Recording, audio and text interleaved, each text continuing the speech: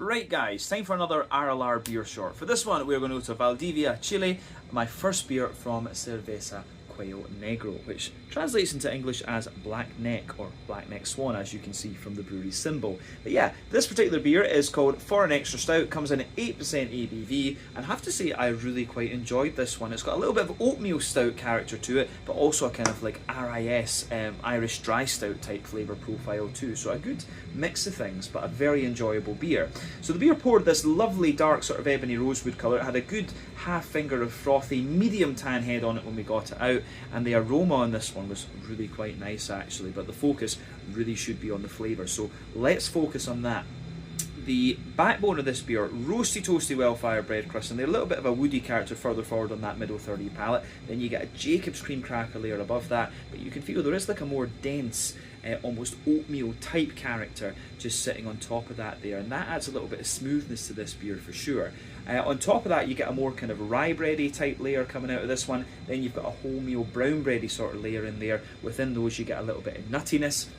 The next layer up is the chocolate. So further forward on your palate you've got more of a kind of 50-60% cocoa chocolate. Further back it's maybe like 80-90% cocoa chocolate with a wee bit of kind of charring there. The dead centre of your palate you've got that more kind of, you've got that circle there which shows you all the brown sugars. There's a few layers in there, roasty toasty underneath, more leathery on top, and then a more kind of sweet straight up caramel in the dead centre of your tongue, and that is of course the boozy side of the beer. You've got all these bready layers on the back third of your palate as well, but then you've got the yeasty side of the beer too. So at its core it's like a more dense sweet kind of like rye bready character. As you move further out from that it's a bit more grainy and wholemeal brown bready, but yeah, the very edge of the yeasty character for me is more of a kind of toasty well-fired bread crust again. On the hoppy side of things, I'm pretty sure there's a mix of English and American hops in here. Quite a strong earthiness there. As you move further forward it's a little bit woody and herbal. As you come further forward from that it's a little bit more floral and spicy around the front curve, at the front corners of your palate, then round the front curve of your tongue it's a little bit lighter and more grassy. The fruity side of this beer for me, when you first take it in, there's a lot of kind of plum and fig and things in there, but it's not too sharp, it's actually quite smooth.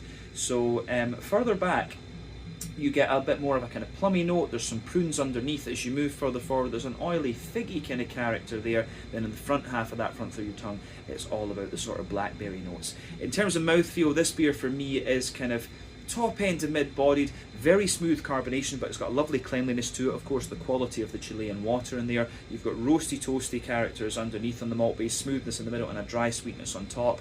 And it said on the can 56 IBUs for this beer, but I would say it's more around, it feels like it's more around 70 or even 80, something like that. But yeah, you've got a lovely juicy fruity note to it. But yeah, really interesting beer this one. So yeah, For an Extra Stout, 8% ABV from Cerveza